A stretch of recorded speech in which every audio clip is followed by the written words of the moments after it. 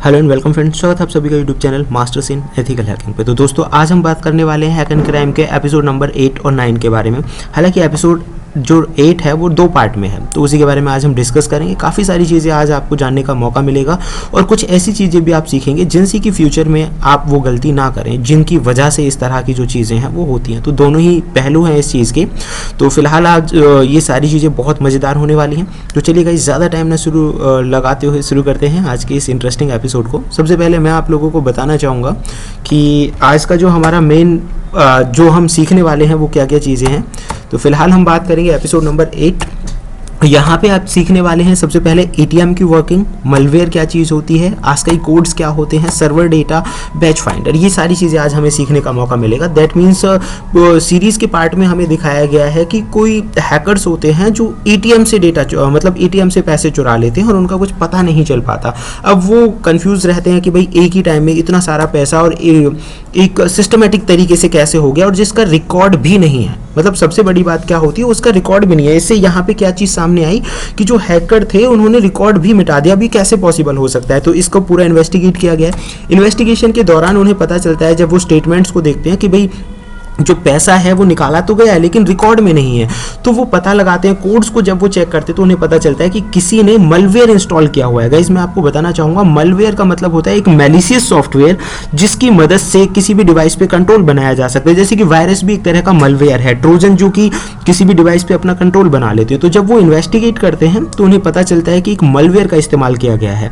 और मलवेयर के अंदर उन्हें इस तरह की नीचे जो आपको कोडिंग्स दिखाई दे रही हैं, AYEH AGAB, इस तरह की कोडिंग्स उन्हें नजर आती हैं।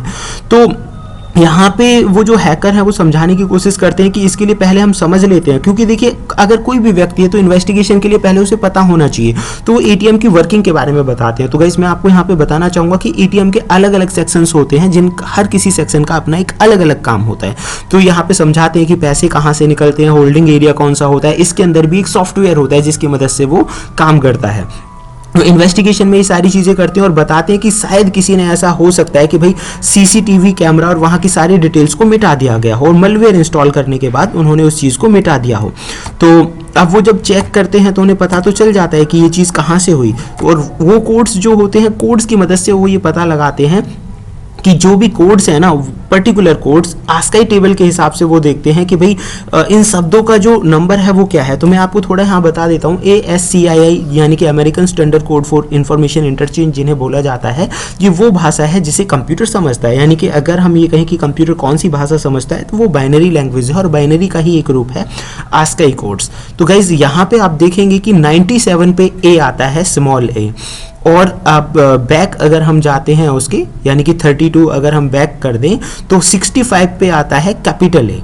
तो इन दोनों के बीच में ये डिफरेंसेस हैं। B जो आता है 98 पे आता है, C 99 पे आता है। तो इसी नंबर को लेकर वो क्योंकि हो सकता है कि हैकर्स ने शायद कोई क्लू छोड़ा हो या इनमें कोई क्लू छुपा हो, तो वो इन्हें एज अ IP ट्रीट करते हैं। जैसे कि आप यहाँ पे देख सकते हैं MAIN। तो इन शब्दों को मिलाकर वो एक पूरा वर्ड बना लेते हैं कि इसका कोई मीनिंग निकल सकता है, और उसके बाद ये वर्ड्स को IP में कन्वर्ट कर देते हैं। जैसे कि आप यहाँ पे देखेंगे IP फाइंडर, यहाँ पे लिखा हुआ है K 107 नंबर पे है, H 104 पे है, E 101 पे है। तो उन्होंने क्या किया, इनसे कुछ IPs बनाए, और IPs को बनाने के बाद उन्होंने सर्च करना स्टार्ट किया कि ये कहाँ से लोकेट हो सकते हैं। फिर उन्होंने एक सर्वर का पता लगाया इन IPs की मदद से, और वो सर्वर का जो मेन हेड ऑफिस है वहीं पहुंच जाते हैं। गाइस देखिए यहाँ पे अगर हम बात करें सर्वर डेटा का हैकिंग करने की, तो ये तो अपने आप में एक बड़ा प्रोसेस होता है। तो यहाँ देखो उन्होंने एक शॉर्टकट तरीका निकाला, वो परमिशन लेकर वहाँ जाते हैं और डायरेक्टली जो मेन सर्वर है पूछते हैं कि भाई कौन सा सर्वर है इसका, और डायरेक्टली वहाँ से इंस्पेक्टर है वो बातों में लगा लेते हैं, और बिना परमिशन के ही, मतलब ये यहाँ पे उन्होंने पावर वाला काम किया। हालांकि ये काम लीगली भी हो सकता था, लेकिन लीगल प्रोसेस में थोड़ा टाइम लग जाता है, तो इसीलिए उन्होंने ऐसा किया, और डायरेक्टली सर्वर से कनेक्ट करके वो डेटा वहाँ पे, मतलब जहाँ से वो IPs ऑपरेट हो रहे थे उनका डेटा निकालना वो स्टार्ट कर देते हैं। तो दूसरा आप यहाँ पे देखेंगे बैच फाइंडर की बात आई है, तो मैं आपको बता देता हूँ बैच फाइंडर की क्या होता है और किस तरह से ये चीज़ें काम करती है। हालांकि इसमें ऐसा कोई टूल वगैरह नहीं दिखाया गया, यहाँ पे कुछ कोडिंग्स दिखाई गई हैं। तो ये चीज़ें क्या है ये मैं आपको थोड़ा सा दिखाता हूँ कि कहाँ से उन्होंने ऐसा काम किया। तो सबसे पहले हम बात करेंगे बैच फाइंडर की। तो गाइस बैच फाइंडर क्या है, resource method accept a list of filter set, यानी कि ये आप यहाँ पे जाके पढ़ सकते हैं। इंसर्ट में आपको क्लैरिफाई कर देता हूँ कि सर्वर के अंदर जो बैच फाइंडर्स होते हैं वो देखिए किसी भी चीज़ को बहुत सारे लोग फाइंड करें अलग अलग वैल्यूज़ को, तो इसमें टाइम ज़्यादा लगेगा। लेकिन बैच फाइंडर क्या है, एक ही जैसी चीज़ों को मल्टीपल फिल्टर्स के साथ खुद ही फाइंड करके रिजल्ट्स आपको दिखा देता है, मतलब जहां आपके पास बहुत सारे आईपीज हों। तो देखिए यहाँ पे सारा डिटेल में लिखा हुआ है, इसका लिंक मैं आपको डिस्क्रिप्शन में दे दूंगा, वहाँ से थोड़ा और क्लैरिफाई हो जाएगा। अब चलते हैं हम थर्ड टॉपिक की तरफ। तो यहाँ पे आपको समझ में आ गया होगा वेज फाइंडर का क्या रोल है। उन सब के बाद उन्होंने जो आईपीज हैं, आईपी का पता लगाया, आईपी से जो लोकेशन है उस चीज़ का उन्होंने वहाँ पे पता लगा लिया। तो ये पॉसिबल हो पाया क्योंकि डायरेक्टली वो जुड़ गए थे सर्वर के साथ। अब यहाँ पे हम कॉन्सेप्ट की तरफ चलते हैं, थोड़ा सा जो हमारा मेन कॉन्सेप्ट है उसको थोड़ा हम आगे बढ़ा लेते हैं।